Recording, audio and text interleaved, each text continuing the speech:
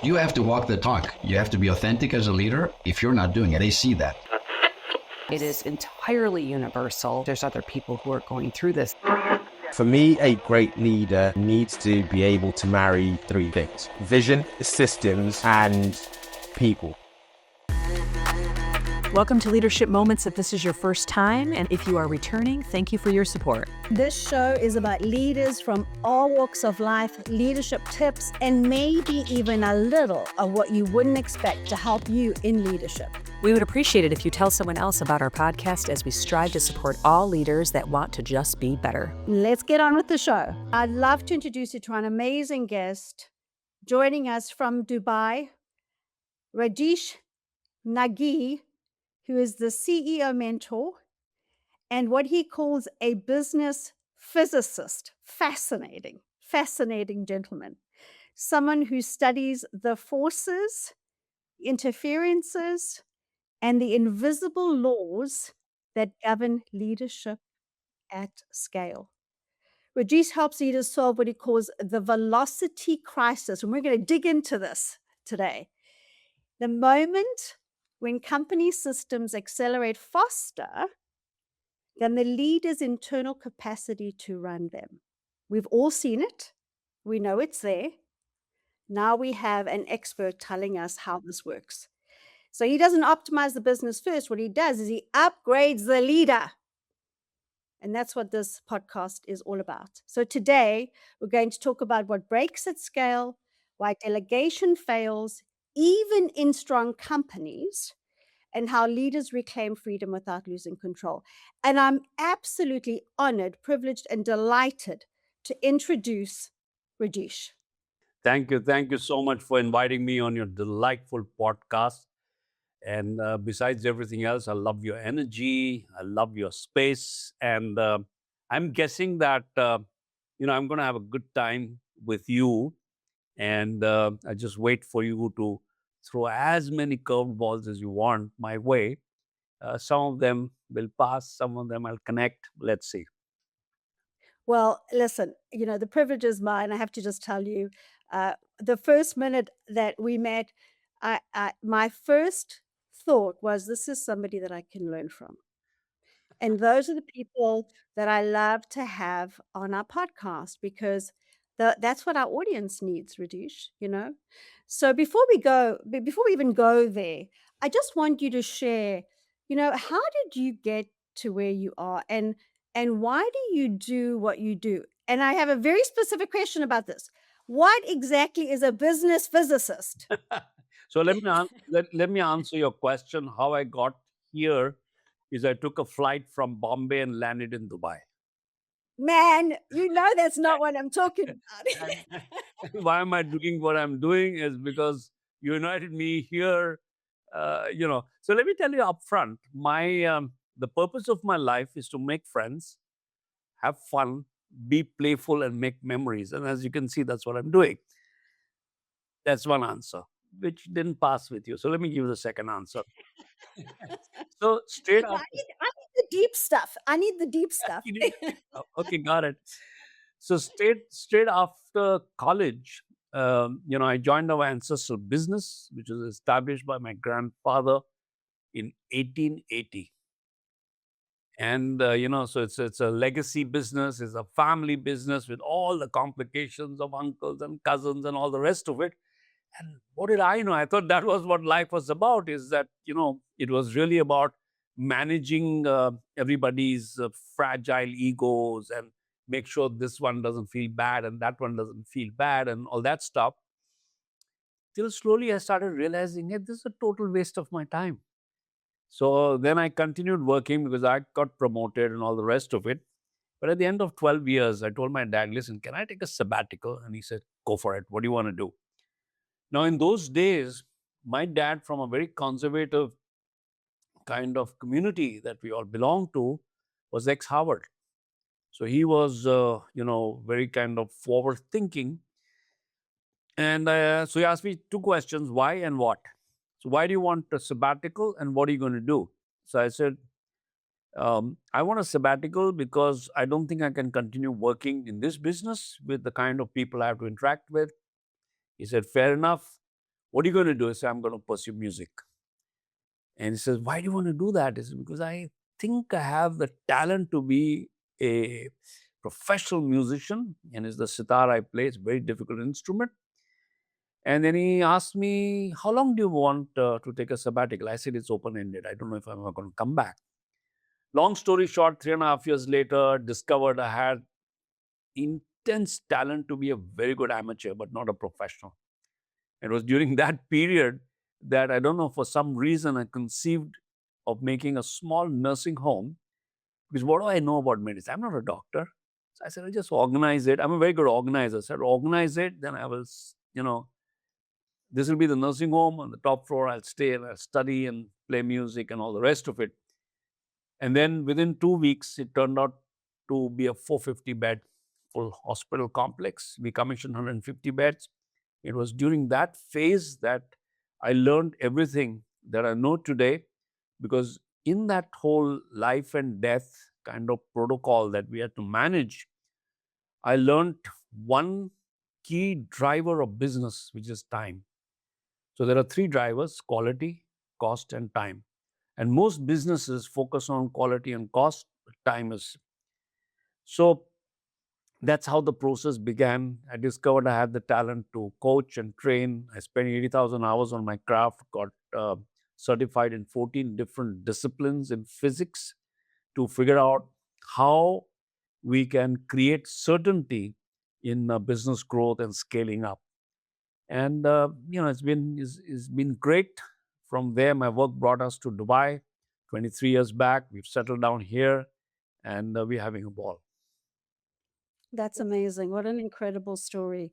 And, I think, the mastery piece of this is what really fascinates me the most, because everybody's always trying to get to the winning formula, right? What's fascinating is that, you started out really as a practitioner, right? And you've now dedicated your life to, really helping others figure out how to do this very, very successfully. And, as you know, a lot of businesses fail. And the reason they fail is really about all the things that you're talking about and the things that you know. And so that's why I'm very interested to have our audience hear from you the things that make us fail, or don't work according to the way they should work, because it's all there. The vision's there, but the execution couldn't be there, and there's all these things that happen, right? So you work with highly capable, high performing CEOs on paper, and people would say they're winning, right?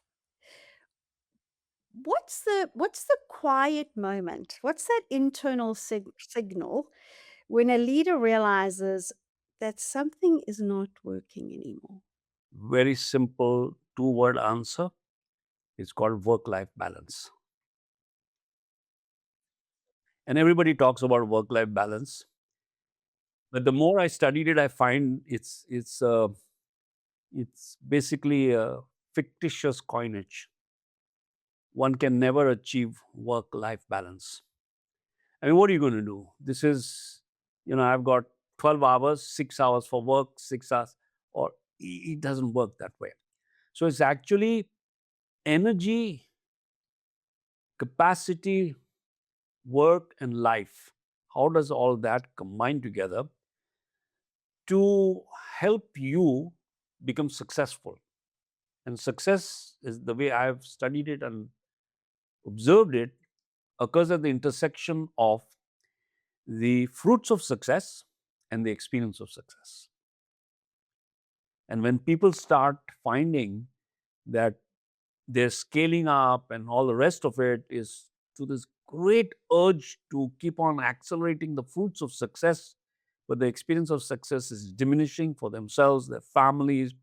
They miss everything with their children growing up. They're traveling all the time, and so on and so forth. So that kind of starts this whole conversation on what am I missing? But the problem then is it's very difficult for them to admit that, because outwardly they're very successful. And how do they, and this is the real reason why people say it gets lonely at the top. It's not lonely at the top. you're not able to communicate what's going on with you. But who are you going to talk to? Your wife or your kids or your leadership? They expect everything from you. So you become the shock absorber. It's very, very confusing. So this is the ballpark of what happens, and we can dive down into great depth to gain clarity on exactly what are the mechanics and how we can move forward from there. First of all, I'm just going to agree with you. I have always called it, there's no such thing as work-life balance. It's called work-life integration. And if you can't do work-life integration, then guess what? You know, something is off balance, something is off kilter, because work-life integration is not, it doesn't exist, right? Something's wrong, right? Now, you, however, I think have taken that to a whole another level. You talk about velocity crisis. And I'd love you to just explain that and then sort of get into that a little bit more, you know, because I think what we're talking about here is really, really important.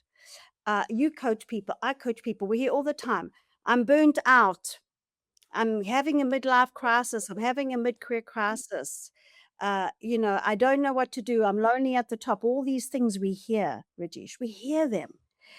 But you figured out how to help people. And I would love you to just share with our audience, what does that look like? The easiest way for me to share what this whole velocity crisis is to look at the outer game of business and the inner game of business.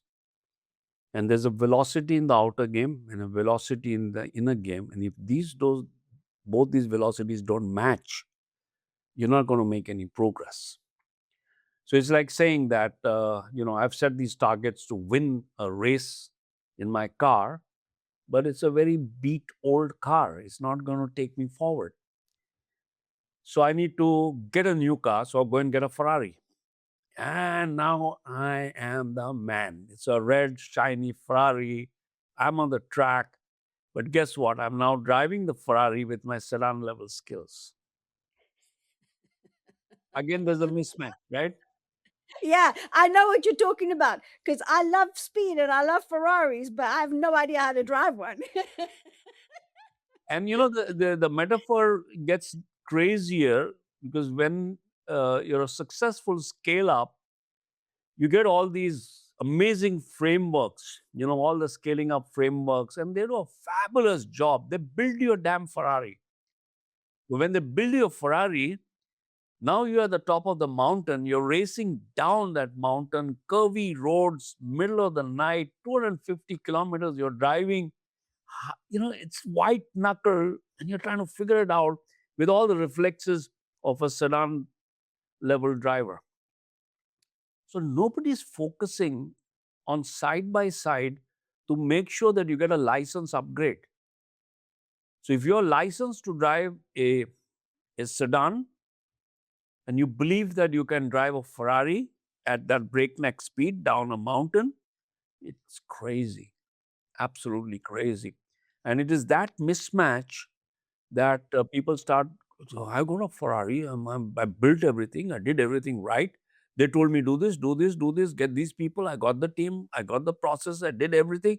But how come things are not moving? It is that velocity mismatch between the outer game and everything that your business is now designed to do and your inner game, where you got fear, doubt, anxiety, you don't know how to figure things out. You have delegation, but you haven't distinguished that there are multiple levels of delegation. And so that's really the work. So my work is very simple. It's about making sure that they're licensed to drive the Ferrari that they're building, and then get a leadership team that partners them in that process. So I want to ask you about that. What are there's clearly gaps, right, between someone who drives a sedan and someone who drives a Ferrari. I can tell you, all right? In fact, my husband bought me a beautiful Corvette Stingray for my 20th anniversary. Okay. I don't even know the knobs on the car yet. Okay. So clearly I am a sedan driver, right? In a beautiful machine that, the machine has completely it's got the velocity and it doesn't have the right driver. so, so tell me, what are those gaps, right? So what is the difference between a sedan driver and a Ferrari driver? Like, what are the most common things that you're seeing? It's basically, if I have to compress that into one word, is delegation. And when people are startups and they become successful, they start gathering people to help them with this task and that task and all that stuff, and they're pretty good at it. They get that job done. They remain stuck at that level of delegation without realizing that as a scale up, that level of delegation is going to fail. So the level one of delegation is basically you have assistants and you hand them tasks. The next level after that is you hand over projects and tasks and maybe scope. But when you hand over projects and tasks and scope, you don't have a leadership team. You got vendors, because that's what you do with vendors. Call in a vendor and say, look, this is the project I need you to do. Build my garage door. That's the project, and these are all the tasks, and you got to fix this and fix that, and the lighting and all that stuff. And this is the scope, and we agree. And so you have now a vendor relationship. The vendor is never going to be your partner. But for a scale up, for scaling up, you really need to develop delegation skills that create ownership and partnership. And that begins by working with them to identify or clarify and articulate what is the job that you're trying to do, what are the outcomes that are very, very important, and then give them ownership of the decisions, graded decisions. So once that begins to happen and they have agency there, you suddenly find them showing up as partners. And then you got, bandwidth that helps you to grow. Now, most scale ups want to keep everything close to their chest. And they really can't do much. And then they look at the leadership team and say, look, I have these people and, they are no good in their own mind, all of that stuff. I've heard it all. And more than that, I've been that person. I'm describing myself. And I discovered that in my first venture, 150-bed hospital, I ended up in the end of maybe the second year with the dumbest leadership team. And then I started thinking that did I make any mistake in recruiting them? And I found no, I recruited the best. That's when I discovered that I have this superb talent of converting smart people into dumb people.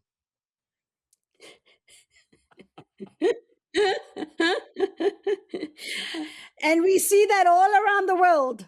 Yep, we do. There That's you right. go. There you go. And that's Yeah. when I started saying, okay, now let me reverse engineer this to find out how can I restore these people to the smart people potential that I hired. And that's how my whole journey began. So yeah, it's been a long journey, and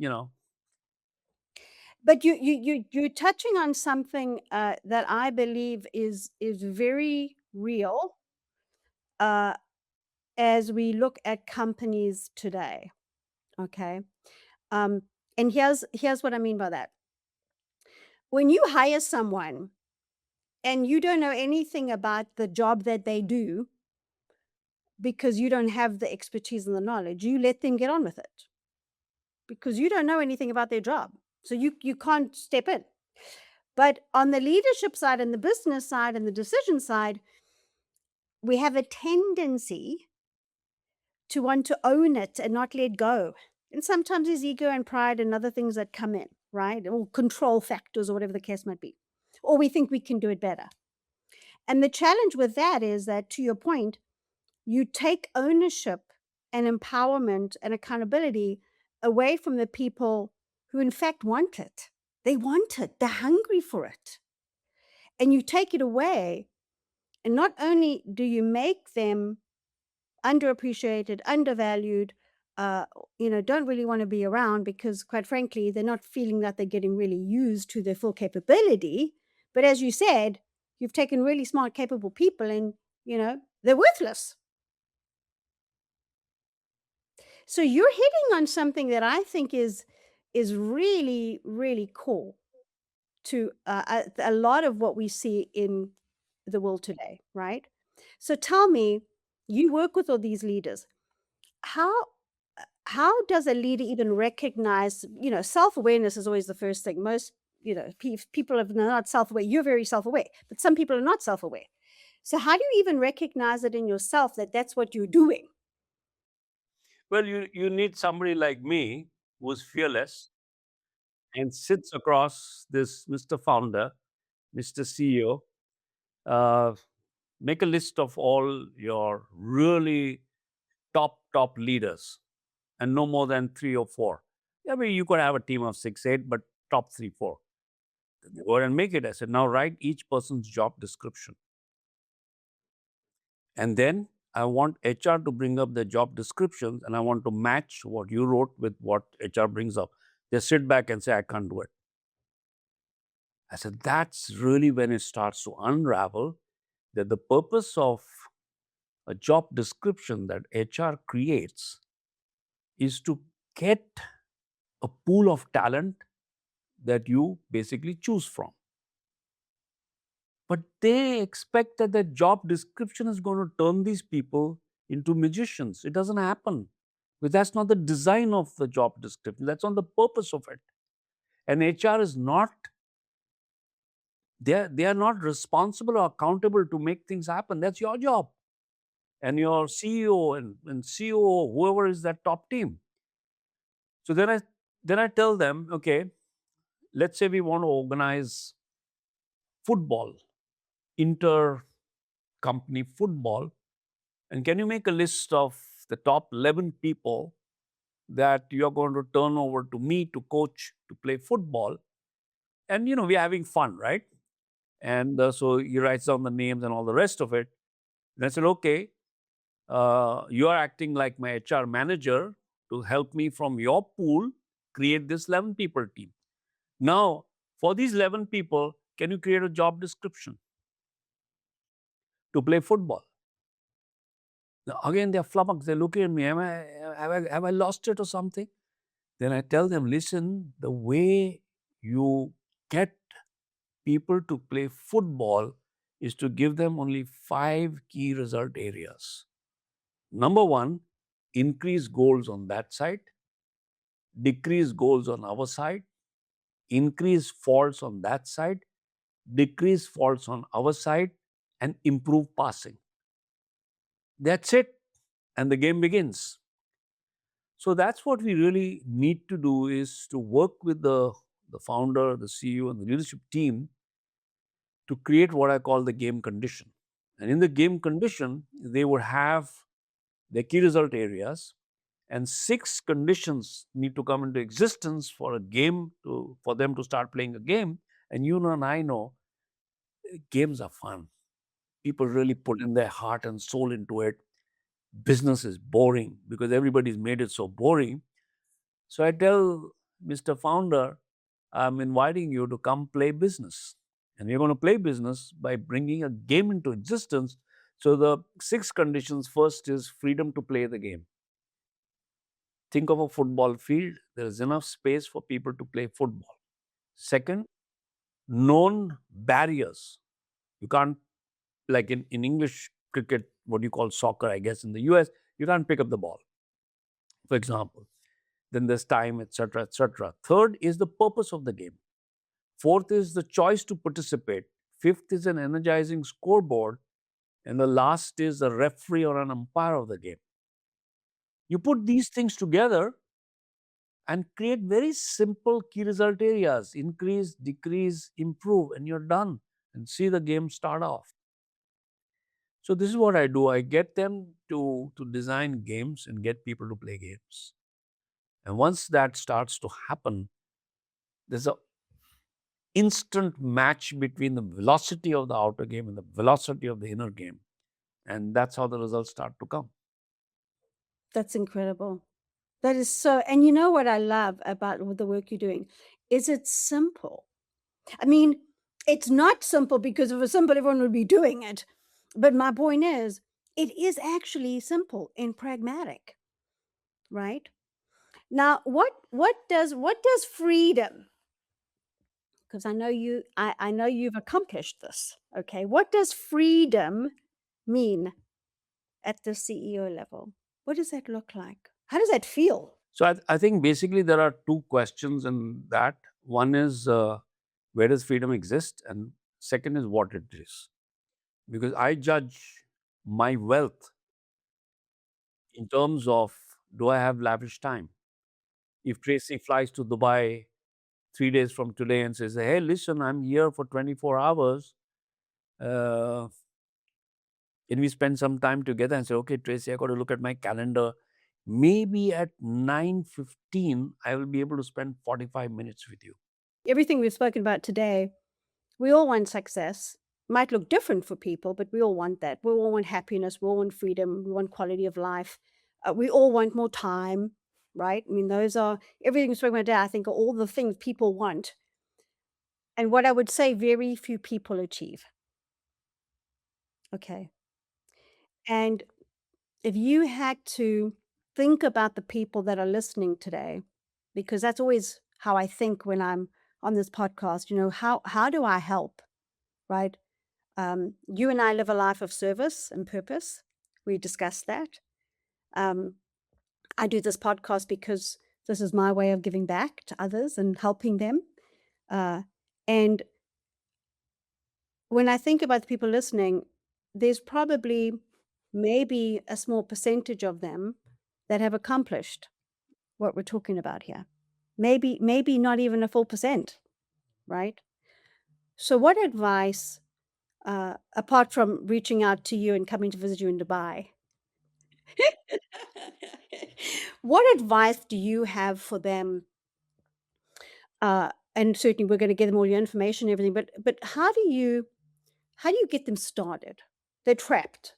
People are trapped in that, you can call it the rat wheel, you can call it whatever you want to call it, but they want what you're talking about. They just don't know how to get there. They don't. It's basically, there are many, many steps in this. But since you asked what is the first step, the first step always is to find the source of the river. And if the source of the river is not clean, and if there's debris there, the river is going to run dry. So ask people that, listen, we have profit, we have costs, we have so many things, but there's only one term that is cash flow. So like a river flows, cash flows. So my question to everybody is, where does cash come into your business from? And you'll be amazed at the kind of replies I get. Oh, we get cash from the bank, we have loans, we have shareholders, we have this, we have that. And then I say, hold on a second. Where does cash really come into your business from? Because these are all debts. I didn't ask you where debt is coming from. I'm not asking you where gifts are coming from. Totally. And then they think it's a trick question. It is a trick question because most people spend quite some time to get that cash comes from customers. And now the problem is that they don't know who their customers are. They think that they've got their ideal customer profile sorted like a form that they filled.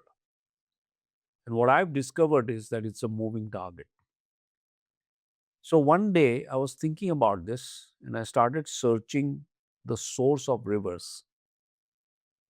And I was amazed to find a documentary on the source of the River Thames. Turns out that there is no one fixed source of the River Thames. It's a glorious river that runs across, starting from wherever. So there's a catchment area, and if I'm not mistaken, it's a 15 mile or 15-kilometer circle, and it keeps shifting depending on the water catchment area. And there are people dedicated to keep checking the water balance and all the rest of it. And there's a person who actually goes searching for the source of the river. This is such a brilliant metaphor from nature, that who you think is the source, your ideal client profile, is actually a moving target. So if you really, really figure that out, who are these people? What is the job they're trying to do? What is it that you offer them? And is there a match there? Then you start magnetizing and attracting people. So I got this crazy idea, and I just wrote down one day, sold out. And it was sitting on my board, and then people would come and look at it, and a couple of people asked me, what does that mean? I said, I'm written that. That's my goal, to be sold out. And so what does that mean? It means that sold out with a 3-year waiting list. So I've got a capacity, and in that capacity on one-to-one work, I am now sold out with a 3-year waiting list. How did that happen? I worked on finding the source of the river, finding out who are the clients, what is their want and need, what are the job they're trying to do, what are the outcomes, how can I help them get there? Getting aligned, I started magnetizing people. And I realized that all of these people have tried everything in their life. So then I said, listen, the next level for me, this was way back when, is to become the coach of last resort. They've tried everything has failed. Consultants, coaching, this framework, that framework, and everything is all messed up. And then they come to me, and I sit in front of them. I say, look, we'll get the job done, but let me tell you, I don't know anything about your business. Are you willing to start with a novice? And there are some very smart people who say yes. And then we have a ball, and the business just takes off. It's about simplifying, it's about removing all this nonsense that goes on out there. Well, Rajesh, do you have any last words of advice for our audience? It's been just absolutely delightful spending time with you today. I'll tell you what I was sharing with one of my clients. I was talking to him yesterday, and he was going through a bad patch. So I told him, listen, I have an assignment for you. So he goes, okay, he's ready with his pad, pen. I said, where's your daughter? Oh, she's gone to school. Where's your little son? He's 3 years old. And that cutie says 3 like this. He doesn't know how to do this, so he does this. So where's your 3-year-old? He says, he's across our house in a park. He's gone with a maid. I said, your assignment is go spend half an hour with him, hug him, and make him your coach. Lighten up. Get the innocence of the child, that playfulness. If you connect with that inner child, everything starts to work. So the last thing I want to share with you is that the fun that I had on this podcast is inside of the space that you bring. There's a space of authenticity. There's a lot of kindness. There's love. There is, as you said, wanting to pay it forward. And I suspect that all the magic that happens in your coaching comes from who you're being. It's in your space as opposed to what you do. And I think it's something brilliant. So anybody who's uh, wanting to work with Tracy, you have my full support, and I'm willing to give you your money back if working with Tracy doesn't work out. Well, I'm a big fan of yours, and I'm looking forward to meeting you in Dubai. And what a delight! I mean, I know you're a person who has got so much to give, and gives freely, and that is a beautiful thing, because I know that there are a lot of people out there who need someone like you to really help them. they're stuck. And sometimes it's not big things, it's little things too. It's little tweaks that they have to make, And that business physicist that you've got there, right? That amazing brain of yours being able to come in, look at things, step away, helps them step away. You're looking at it from a very objective perspective. You can see things that other people can't see, right? And so, you've got that ability to take that mathematical, analytical, pragmatic approach, simplistic, pull it down and get people to see it for themselves. And that is the key, because you can see it. But the question is, can you get them to see it? And then can you get them to simplify it, execute on it? Well, thank you so much for being with us. And we'll give you all the information on Rajesh. Please reach out to him. And go get the coach of the last resort. He is the key to a successful, wealthy business. Thanks, everybody. If you enjoyed the show, please go to leadershipmomentspodcast.com to subscribe to the podcast or on your favorite player, as well as follow us on Instagram and LinkedIn. You can also send us a message on what you like and don't like, or what guest you want us to have on the show. So until next time, This is Stacey Castor, and what doesn't challenge you won't change you. and I'm Tracy Ann Palmer. Be the change you wish to see in the world.